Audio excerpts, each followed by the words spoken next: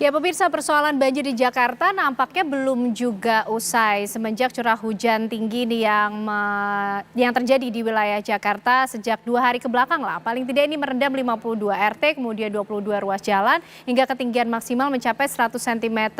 Lalu Pemprov DKI Jakarta ini menyatakan sudah melakukan proses penanganan yang maksimal dengan mengerahkan seluruh sumber daya. Tapi apakah banjir ini akan selalu menjadi ancaman masyarakat Jakarta dan bagaimana kira-kira kondisi cuaca hingga akhir bulan ini pemirsa? Kita akan membahasnya malam hari ini dengan para narasumber yang sudah bergabung di Apa Kabar Indonesia Malam.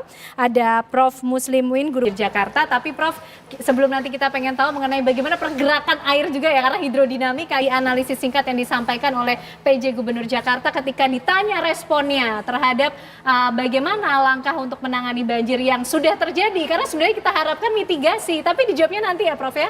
Usai jeda kami kembali.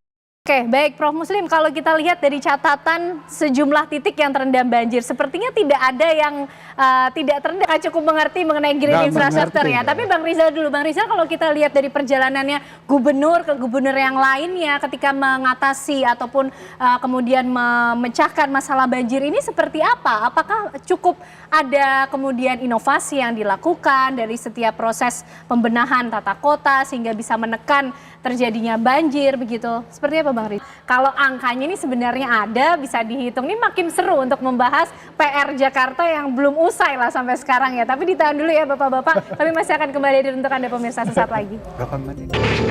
Baik, semakin seru membahas banjir yang menjadi PR Jakarta yang nampaknya belum kunjung usai pemirsa. Tapi kita ingin tahu dulu bagaimana juga respon masyarakat Jakarta yang mungkin ada yang mengalami banjir juga, menjadi korban banjir juga akibat curah hujan yang tinggi. Langsung kami ajak Anda bergabung dengan rekan kami Nadila Saleh yang sudah berada di kawasan Gondang Dia, Jakarta. Nadila, silakan.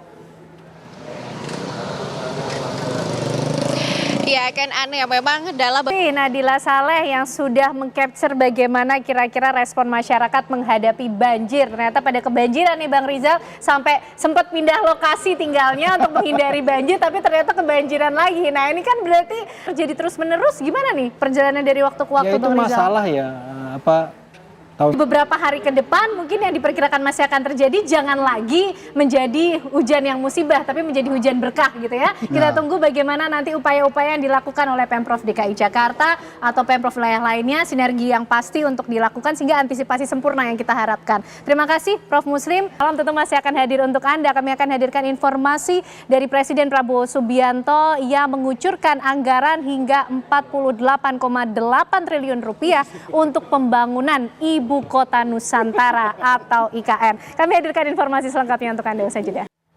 Ya, informasi tadi sekaligus menutup Apa Kabar Indonesia malam hari ini. Pemirsa, saya Tiara Haraha. Dan saya Kenana serta teman-teman yang petugas pamit undur diri. Dan sesaat lagi Anda dapat menyaksikan program Dua Sisi dengan tema pro kontra pejabat di Kawal Patwal. Terima kasih pemirsa atas kebersamaan Anda. Selamat malam. Sampai jumpa.